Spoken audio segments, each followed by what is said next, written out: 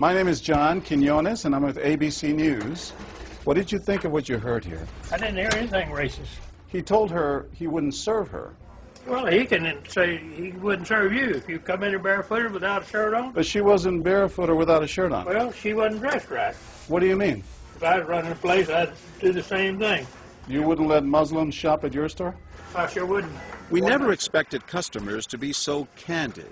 How do I know you don't have a bomb in there? Watch what happens this time when, once again, our Muslim woman is denied service. This is not right. And again leaves. I mean, we reserve the right to not serve. That's right. Certain kind. That's right. That's, you know, I appreciate seeing that. I think that's the first time I've ever seen that. He not only commends the man behind the counter for his discriminatory behavior, but he gives him the thumbs up, not once, but twice. Good job. All right. As he leaves. Can I talk to you, sir, for a second? But when I approach, So we're with ABC News. there is no thumbs up for me. We staged a little experiment in there to see how people would react to that kind of attitude. You're not an American. I am an American. That man took it a bit farther, telling me I'm not an American. He was threatened.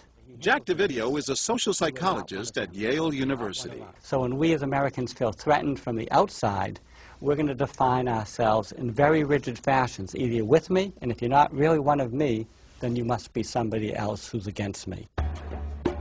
The young woman in our experiment is an actor, but for this woman, discrimination is all too real.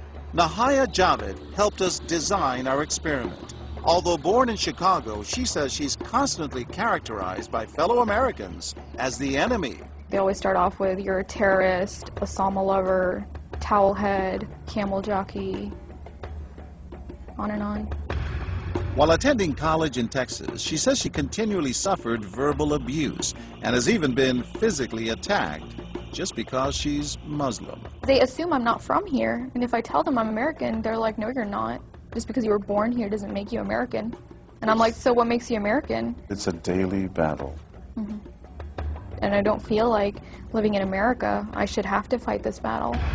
Meanwhile, back at the bakery, our actor is at it again. But how do I know you're not a terrorist? Terrorists look like you. But this time the customers are sympathizing with the Muslim woman. You're a Christian. Come on, get along. Right, I know, but can you blame me? Yeah, I can't blame you, actually. Why? What's the problem? All right, we'll get out of here. You need to go yourself, actually, what you need to do. Okay, sir. Thank you, I'm a sir. good American, all right? We're at war with these people. My dad's a veteran. Go yourself. So is mine. And he's not the only one who walks out in anger. You need to stop segregating against people. It's wrong. Excuse me? She's an American No, just like you're a everybody else. bad American. Time and again, people speak out with their pocketbooks. You lost a couple of customers, just so you know. But look what happens when this man threatens to leave. You're not a good American, sir. I believe I am a good American. My son just came back from serving in the Army for over a year in Iraq, and that has nothing to do with her rights. I understand that. Thank you, sir. And I hear what you're saying. But I can't believe you would be so discriminatory. I'm deeply offended by that. I'm sorry to offend you, sir, but I've got to live with myself. Seething, the man vows to fight back. I will let people know this. I've stopped here every time I come by this place, and I'll never stop here again. Why did folks get so upset? They saw an injustice. It's justice that binds us together. It's justice that makes us a society. Any threat to that kind of sense of justice and fairness undermines the entire system. You're really not going to serve her because No. of what she's wearing? No, I'm not. Because I'm a Perhaps good that's American. why more customers are outraged by our actor's hateful behavior than approve of it.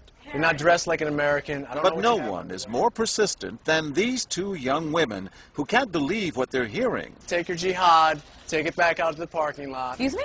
I mean, I got to protect my customers, okay? You're really offensive and disgusting. Well, I'm sorry. I'm just trying to protect Thank you. here. Thank because you. you You're don't know what's sick. going on. Like that doesn't mean anything. This is a different How do you know? culture. You are These people so are trying to ignorant kill and Americans. disgusting. is my culture. So you're ready to serve me, but you're not ready to serve her? You're obviously dressed like an American. Big deal. She's Muslim. And unlike the others, they don't just leave in anger. They stand their ground. So you're going to regulate what people wear? Yes, because I believe you the the degree manager? of... No, I'm not the manager. Can I speak to your manager? I'm John Quinones with ABC News. It's only when we catch up with our heroines that they finally let their guards down. I'm with my friend who's, Muslim, and it's, I've just seen how people treat them differently. And it really hurts me. Just watching them stand up for what they believe in touches Professor DeVideo. In a way, they defended America, and I was impressed by that, because they wanted this to be a just society, a just place, a just bakery. I'm John Quinones. And remember this man whose son served in Iraq? He's also moved to tears. Every person deserves to be treated with respect and dignity. No matter how In they're every dressed. situation, no matter how they're dressed. Never have we seen reactions so polarized, from a thumbs up for prejudice to an emphatic thumbs down. Go f yourself. Two different Americas, both convinced they're patriotic. At the end of the day, 13 people stood up for the Muslim woman, while 6 sided with the clerk. But the majority of the bystanders, 22, did or said absolutely nothing. That's what's most frightening to Muslims like Nahaya, who was watching our experiment. In fact, so frightening that they often avoid going out by themselves. It's really sad because I'm old enough to be able to do things by myself. I shouldn't need a chaperone all the time. But that one time that I'm alone and something bad might happen, I'd rather be safe than sorry. Hi, I'm Nahaya. It's no wonder this young woman was so moved by the people who came forward to protect a stranger who just happens to be Muslim. Thank you so much for what you did, and I wish more people would do these type of things. And I do too. it would make my life a lot easier. I'll go with you.